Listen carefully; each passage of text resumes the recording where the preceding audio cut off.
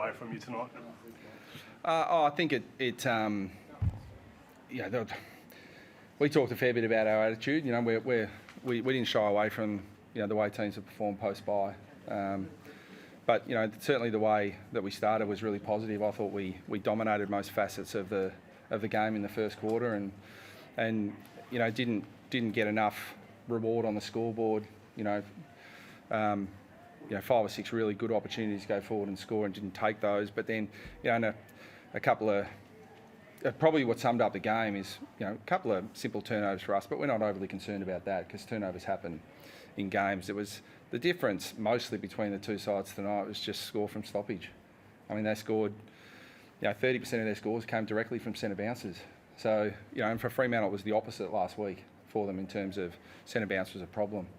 In fact, I found the game really hard to analyse because it was like watching a different team against GWS last week. And one thing we knew is that analysing that game, it wasn't going to look like that. So it was actually quite difficult to work out exactly what was coming. But what we did absolutely have full visibility of is that Fremantle are a very good stoppage team generally. And when they win, they score from those stoppages. And they had 8 shots from centre bounces, we had 1. And around the ground, they beat us in scoring from stoppages. And the rest of the game for us, to be honest, wasn't too bad. You've had a different midfield recent weeks. Obviously, Darcy comes back in and changes your mix. Did you feel that it took them too much time to adjust to what your new midfield was looking like again? I think there's always a risk, that we've had a lot of change in there, but we've got a lot of confidence in the personnel, so it wasn't any concerns in there. And Darcy's a good player, but we convincingly won hit outs for advantage, so it wasn't like they were just Fremantle getting silver service in there. In fact, we thought we had ascendancy around that, so I thought Andrew Phillips was, in particular, was very, very good. It didn't connect as well as we would have liked. But again, that's a credit to Fremantle's pressure and their ability to really go forward and score. And probably the other part of the game that looks a bit different is they were able to possess the ball in the back half, which maybe we were a bit slow to adjust to. But Liam Ryan takes 18 marks, but Fremantle transition at 17%. It wasn't like the ball was bouncing from one end to the other. We were able to defend that well enough. The game pretty much boiled down to the difference in score from stoppage. At stoppages play, Parrish started pretty well and he's missed a lot of footy, but how much do you put down to him needing a run or two before that? We'd never say it's just one player.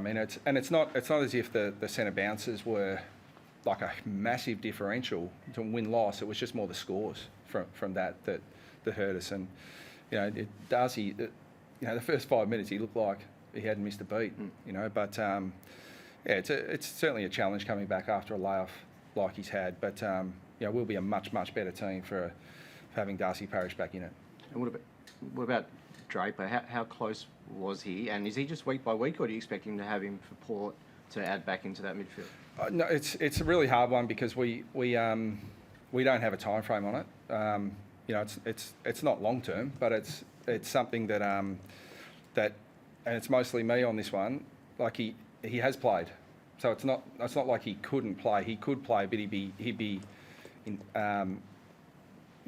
be struggling with it. And at round 15, are we just going to have him gradually sort of fall off the cliff, slowly over the course of the year? When we've been wanting to get Nick Bryan into our side, and Andrew Phillips is going well.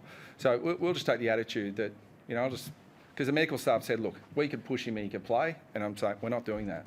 So we just want to get him right, and if that takes 1 week, fantastic.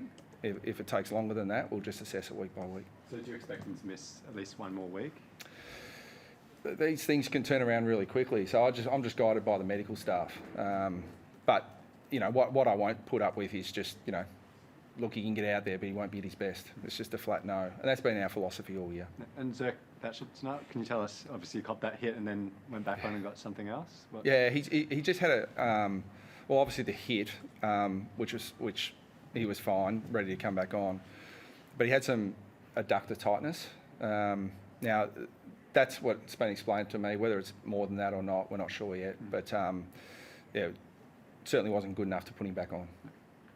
What's your take with the bye and the results that are happening? Is it, and this, I'm not trying to give you an excuse here, but is it teams against teams that aren't coming off a bye? Is that the sort of thing that we should be looking at, or is it just bizarre? Is it just strange? Yeah, it is. You'd think you'd have the physical preparation, but there's something to be said for continuity, and there's also something to be said for randomness.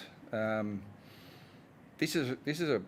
I mean, if you want weird, I mean, how does a team who's 15th on the ladder kick over 200 points in a game? Yeah. I mean, how does a team that's 13th on the ladder?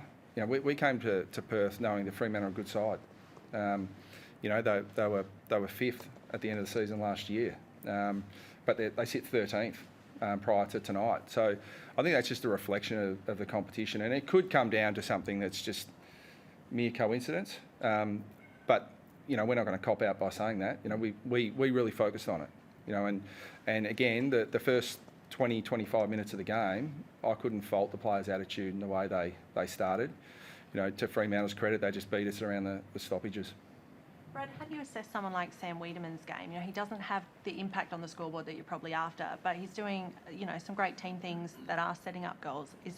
What exactly are you expecting to get out of him with Peter Wright back in the side? We focus on the unit as much as anything, and I thought Fremantle defended all of our forwards pretty well tonight, so credit to them. But I didn't think we had a super night forward of centre, but we didn't make it easy for them either with some of our entries, particularly early. We were probably trying to be a bit too cute. We could have got the ball in a bit quicker and a bit more direct to those guys. So, I think looking at Sam at the moment, he's just probably over-indexing on trying to be, team first, which is admirable quality. But, we'd really, I think he's a high-quality player and he's adjusting to a new club and new system, but we'll continue to work with him because I've got a lot of time for him, and I think he can be a really important player for us going forward. Are you worried about that balance with the three talls? Obviously, Langford's been so great this year, and you've got Wright coming back, and now you've got Wiedemann as well. Do you feel like you're a bit tall heavy? No, it's been something we've been looking to do all year, and we've got flexibility. I mean, Wiedemann can play multiple positions. Today he even went back when Zerk Thatcher went off. So we think we've got enough flexibility in our side to, if it's working, it's a real strength. But we've got enough flex that we can change it really quickly if we need to. Thanks.